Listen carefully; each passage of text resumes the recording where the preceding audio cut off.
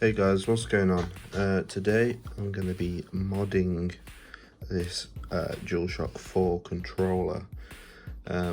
Well, it's a mod and a repair because you can't really tell from the exterior, but I've used this controller a lot, like a lot, and the buttons are getting a bit unreliable. I think I've actually worn out the membranes a bit from playing a bit too much Final Fantasy 14. So that's a little bit embarrassing that it's got that worn out. So it's like half mod, half repair, because I figured since I got to get in there and replace things anyway, why not? Why not do a mod at the same time? So what is the mod I will be doing? Well, this is a mechanical keyboard, and when you press it you get a nice tactile button press. In fact, let me show you. I happen to have these on. I'm not putting these in the controller, but this is a mechanical key switch for a keyboard, and I found on Amazon when I was looking for the parts to repair this, I believe the company's Extreme Rate make a replacement ribbon cable for inside the controller for the buttons that has like micro-sized mechanical key switches. I believe they're actually switches for mice that they've repurposed for buttons rather than the membranes. And it will replace the square, triangle, circle and X, and the 4 D-pad buttons as well. I believe it also does the touchpad button as well, but I can't remember off the top of my head because I don't have the part with me yet. I only just ordered it, so it's coming tomorrow from Amazon. But in the meantime, I'm going to prep the controller by taking it apart. So we will do that now.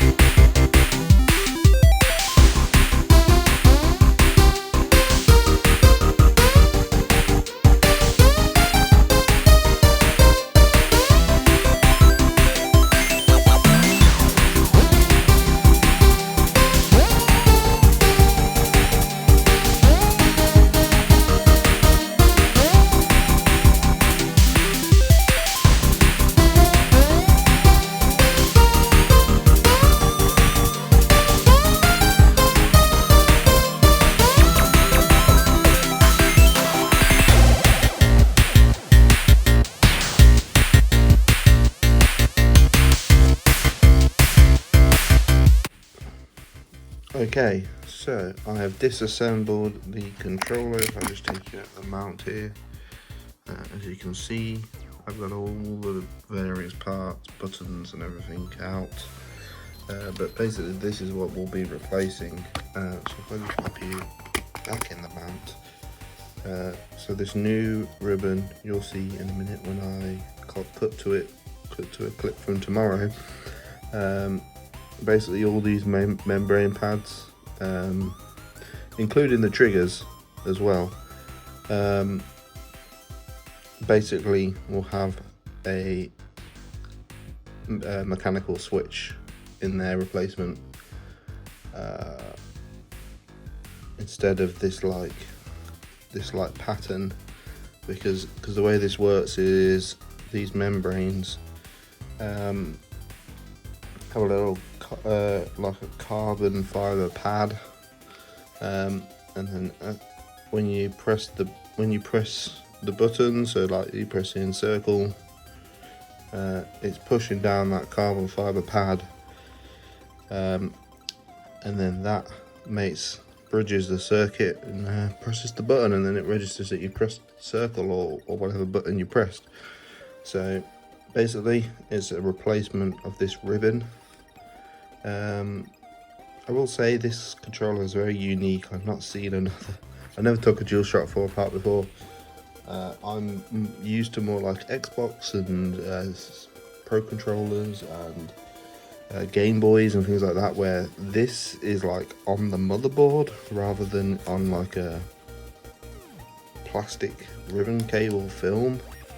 It's a very strange way to do it, but I guess sure, why not? I believe the PS5 controller is basically the same thing as well. So the company that makes the mod also make one for the DualShock 5, but I don't have a PS5 yet, so doing it on a DualShock 4. Anyway, I guess I'll see you, for me, in about 24 hours, but for you, in about 24 milliseconds. Peace. Hey guys, so it's been about 24 hours since the last clip, and I've now received my parts. So if we just go ahead and open this up here.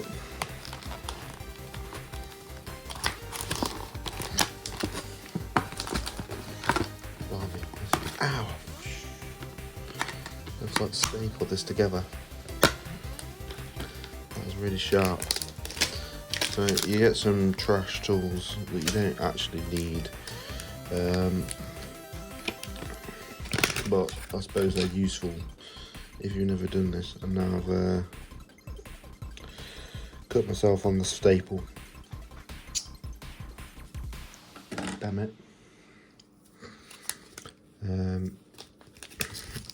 But these are the bits we need. So we have these little black, and I've cut myself. I don't know, that's just from my thumb, come off my thumb. So we've got these little black parts. I'm not quite sure what those are for. And then we've got these clear bits, which I believe are like you have to put into the buttons, or for the triggers or something. And then we have the main event, which is this new ribbon here. So if I just grab, here's the older ribbon and here's the new ribbon. So as you can see, these have nice little clicky buttons for everything except for the PlayStation button. So I think the only two buttons that won't be clicky are the PlayStation button and the button on the touchpad. Those will still be, although I think the one on the touchpad is already kind of clicky anyway. So let's go ahead and install this. All we've got to do, it's pretty simple. you got to get this bit here. That's where it all touches the motherboard. So actually quite a clever design, really, I suppose, thinking about it. But it's a little bit tricky to get this through the slot. I'm sorry, I'm not doing a very good job of showing you this. Oh, well, let's come out. Right, so that's come through the slot. And we just turn this around. And we basically just got to hook it onto the posts.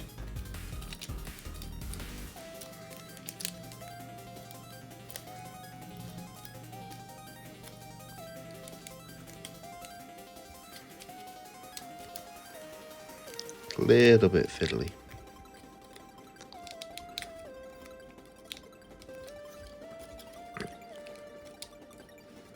Because obviously you want to be delicate. So let me just get, where have they got some tweezers here.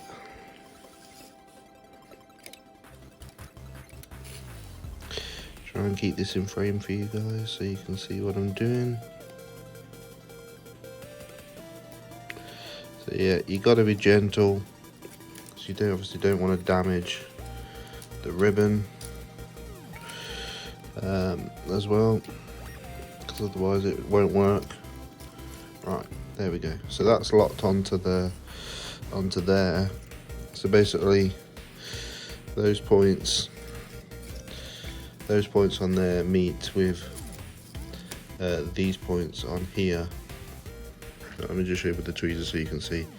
These points here meet with these points here, and yeah. So now we need to put the motherboard back in to lock that in place.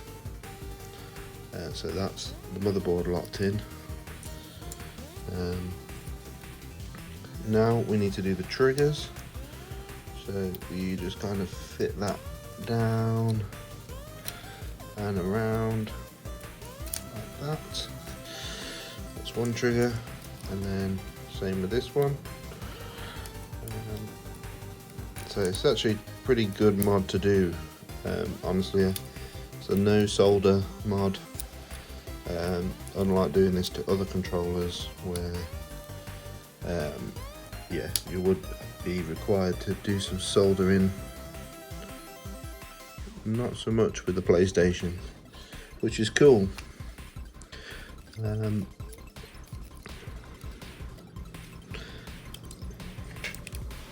So all you basically have to do at this point is lock these little plastic ones in the corners. They lock in to the plastic, and then do the middle ones here.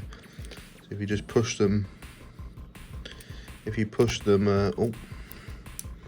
all the way down, they kind of lock in with a tiny little plastic tab. So you can just do that with your fingers, those ones. And that's pretty much it. It's now installed. Oh, and that's it. Sorry, yeah. The other thing with the triggers, you just have to push the bottom one down to make sure that's locked in place. And then I believe that these are for, let's just open the bag up, have a look.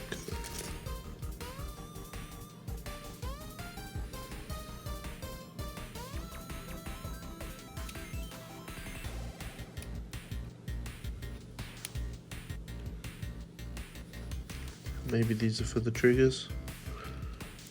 I'm not too sure. Let me Google that and I'll come back to you. So from looking at the website, these little half, they give you some spares, it seems.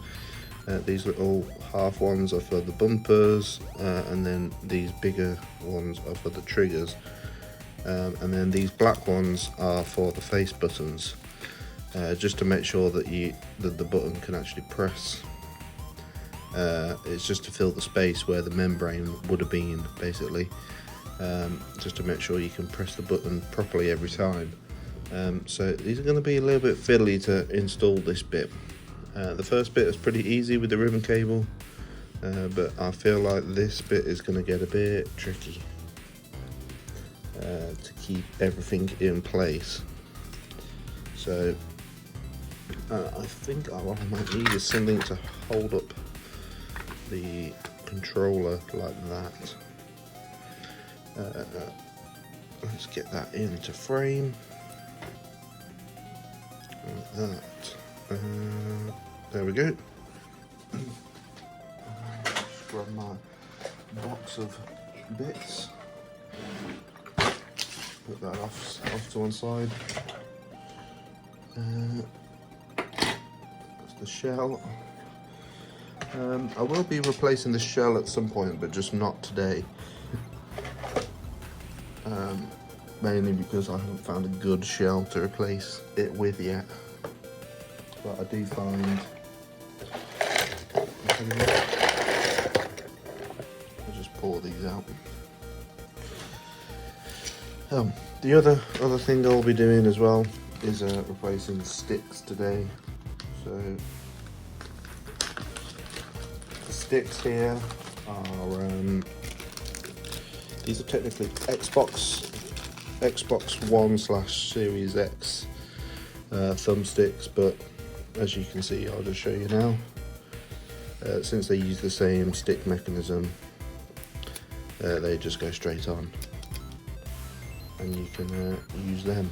It's just a personal preference for me, because personally I prefer that stick shape, which is the Xbox One, over the PlayStation One, which is it's less concave and slightly shorter, and I just prefer the Xbox sticks. So I bought an aftermarket set of those as extras, and so those will be going on after during the reassembly process. So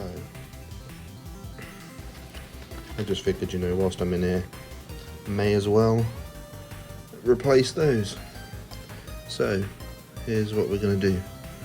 We're going to get one of these little clear bits, we're going to slide them in like that, and then we're going to get the bumper. So that's the right side. So we're going to get the R1 bumper. Okay, this is going to be a little bit tricky here.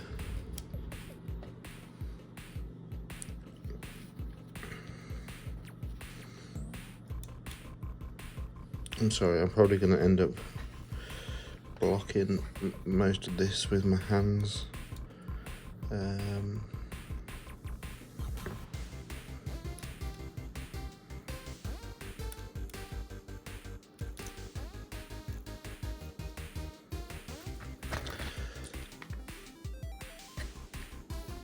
Just because this is going to be a bit tricky. Maybe what I'll do, I'll try a different way. I'm just going to try and slot this onto, so that's what you've got to do. I see, that makes it easier. So you actually just slot that onto the bumper first. Should probably have read the instructions, and then you can reinstall the button. And then you see, yeah, there we go. That makes it a bit easier. So I'll just do that for the other button, slot it on the button, and so that's L1 as well. Nice and in place, nice moving freely. So I assume we do the same thing with the triggers. Let's just show you this. So it looks like, if you can see in here, there's like 3 grooves. So I imagine they interslot with grooves on this piece. Right, sorry about that. Need to go and sort something out. But I'm back now. So yeah, as you can see there, you slot those little plastic things into the triggers. So let me just show you what's this, L2. So you just line him up. It's a little bit fiddly to line up.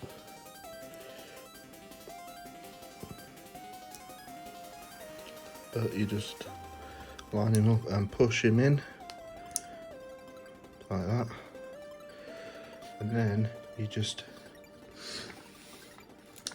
oh, he's fallen out. Just pop him in.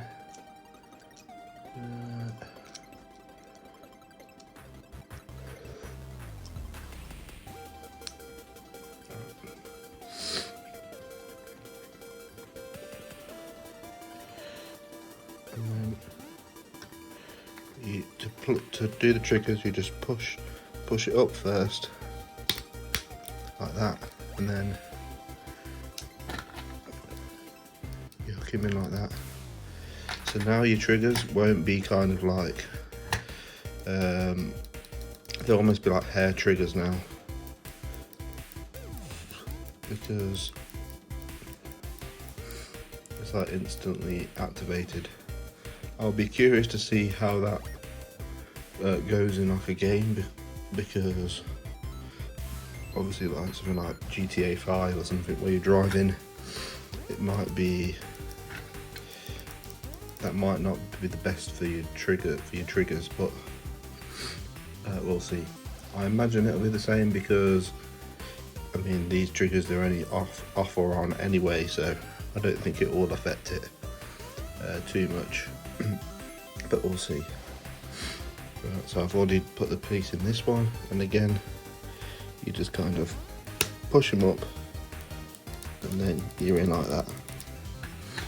So that's moving nice like that. And then all we got to do is take our front piece, flip him over, pop all of our buttons in. Now if I remember right, these are keyed, so that you have to get them in the right way. So circle goes there, X goes over here somewhere, somehow. No, sorry, X goes up here, doesn't it?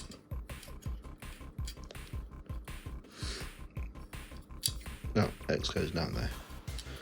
It totally messes with my head when it's all flipped around like this. Square, that goes over here. Yeah, like that. And triangle, like somehow like that. There we go. And then you get the D-pad. D-pad obviously doesn't matter. It's a D-pad, goes in same way round, whatever way round. And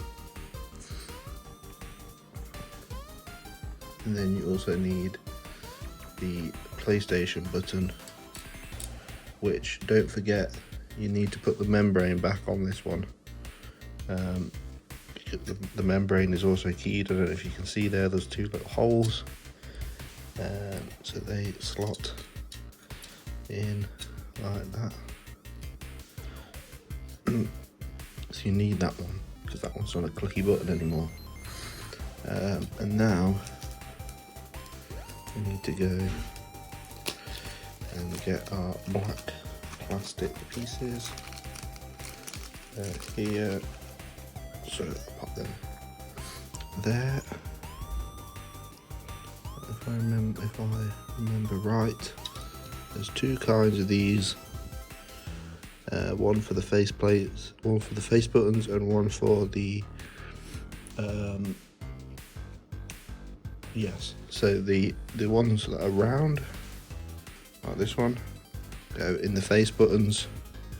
You just push them into those center center circles like this.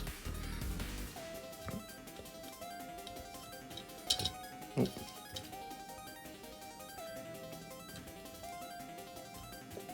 Remember, ones that are square like this one, they go into the D-pad.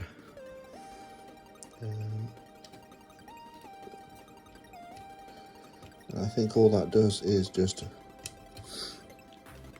remove the gap where the membrane would have been and gives the button a nice you know what, I'm going to use a pair of tweezers to do this bit because it's getting a bit fiddly. Let's bring him over here.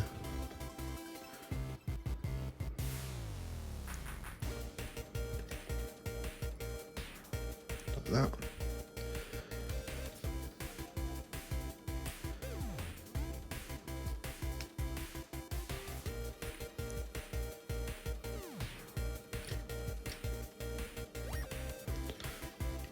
Push him down like that. Yeah, so I think all that does is just bridge the gap between the button and the switch. So yeah, I also need to remember to pop on my new sticks. So there's one stick, and there's the other stick. Both popped on, and then I think at this point I also need to remember to plug, where's the touchpad gone? I need to get the touchpad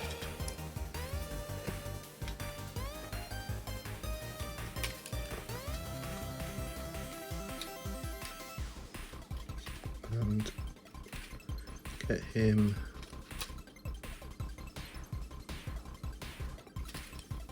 get him back in.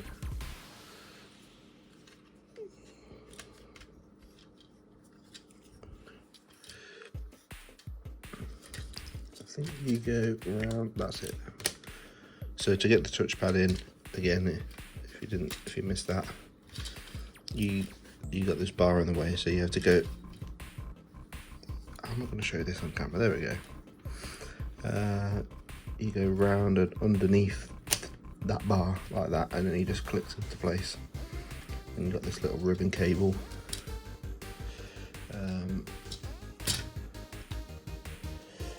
And then you just lower,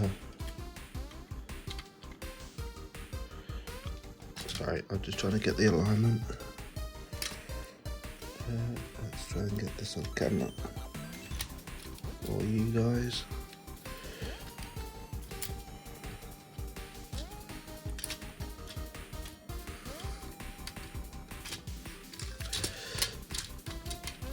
Sorry, I think I'm going to just have to do this off camera a second because it's a little bit fiddly.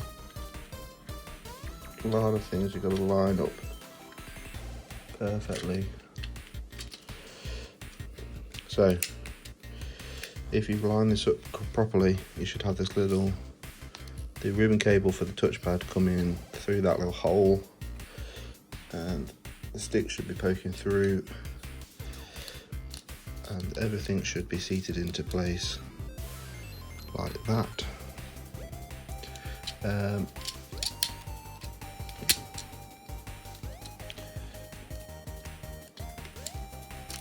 everything should be nice and firm. You just want to plug back in the ribbon. Let's just get that on camera for you. Plug that ribbon cable for the touchpad back in. And then you want to get this little frame for the battery and pop him back in. He goes there like that, and then you want to get this screw.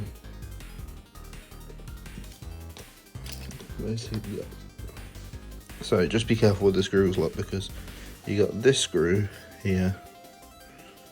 This is for the outside shell, and it's quite long. And you got this boy here, which is a little bit shorter. It's about two-thirds the size, and that's the one that you want for this bit. So if I just grab my screwdriver,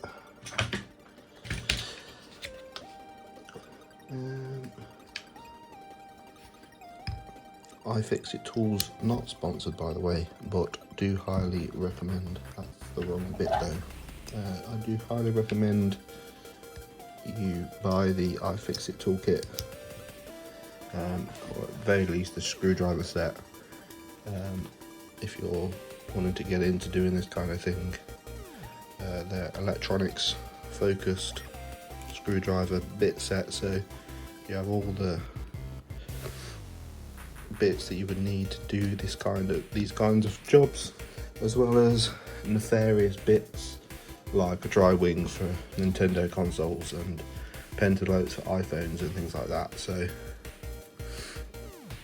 yeah, so that's now put everything and held everything in place. I can press the touchpad in, I can press share and option, so that's good. And now you'll see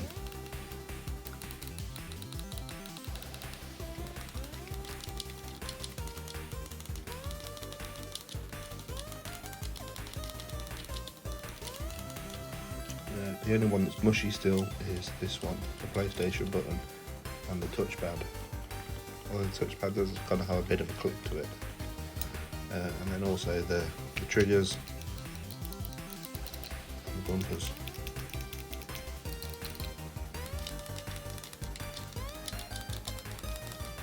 Like that. Everything is nice and clicky.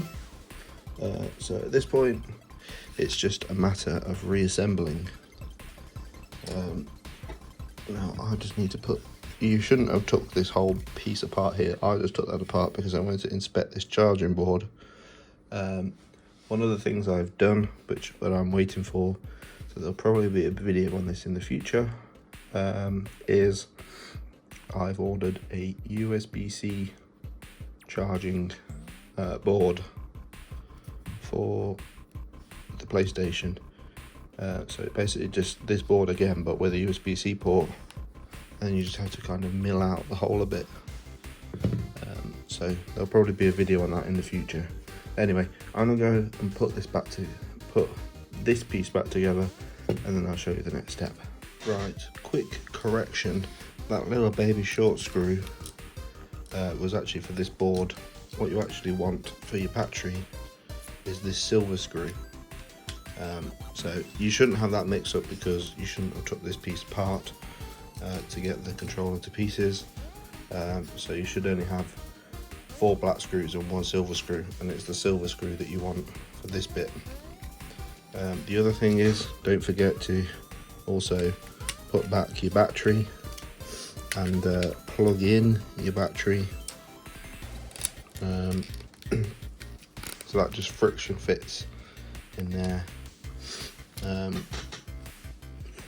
Now, if this is an older controller, I mean, I changed this battery about a year ago, so it's not a big deal for me. But if you've got a launch controller, or a controller you've had for like 5, 6, 7 years now, now is also a good opportunity to buy a new battery for it. The replacements are pretty cheap, so yeah, now is a good chance to swap your battery whilst you're in here. But yeah, we'll get back on to reassembly. So the next thing you want to do is reconnect this ribbon cable, which is for the charging port. So you're gonna want to do that, else you won't have any battery left. Sorry, it's a bit hard to show you this bit on the camera, but it goes into this black port here with the blue side facing the battery. Let's get some tweezers, and then maybe you'll be able to see it. He says.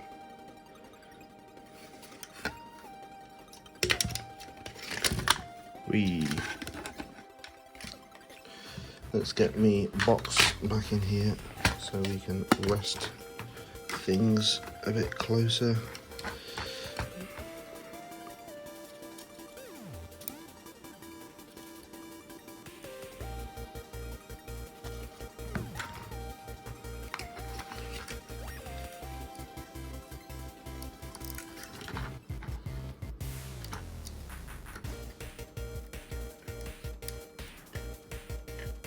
I'm just going to plug that in and then I'll show you.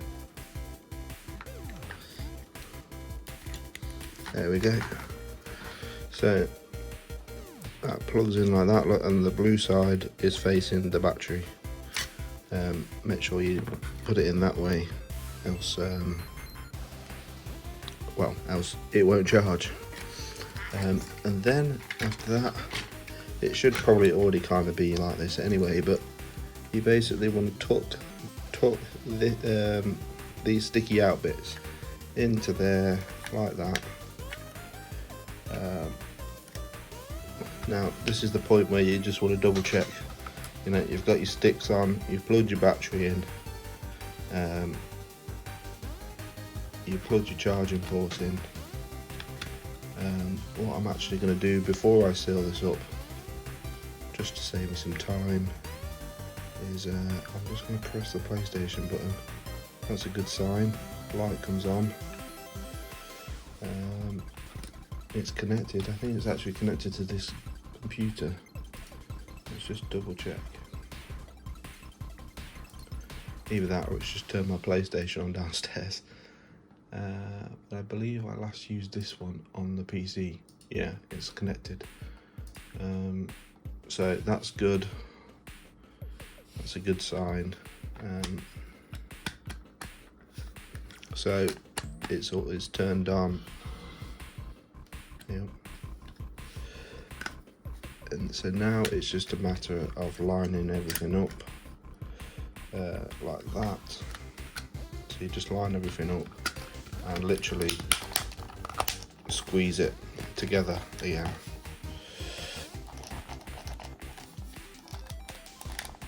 Just keep squeezing like that, and then you just got to do up these 4 screws. So let's get that sorted. Controller's on now, so I should probably hurry this up. I'm going to go and repair this to my PlayStation once I've done this. And so just this one up here. These 4 screws on the back are all the same size, so it doesn't really matter where you put them.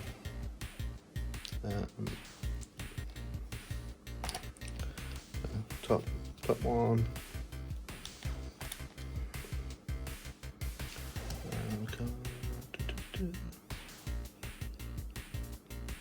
And we've just got this last one here. Right, there we go. So that's 1, 2, 3, 4, all connected up. We've got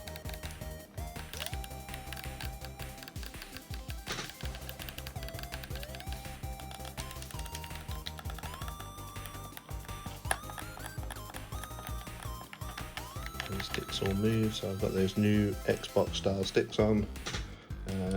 That works, that works, that works, that works. Yeah, all good. So I'm going to resync this to my PlayStation, and I'll see you in a minute. Okay, so final thoughts here. I've played with this for about 5 or 6 hours of playtime. I played a bit of GTA 5 and I played a bit of Final Fantasy 14, which is the main game I played. I tried GTA 5 just to try out the triggers, how they feel for driving in a driving game. And yeah, I have to say, I'm very pleased with how it works. If we just grab have another DualShock here, I mean, if I just bring this up, that's like the classic sound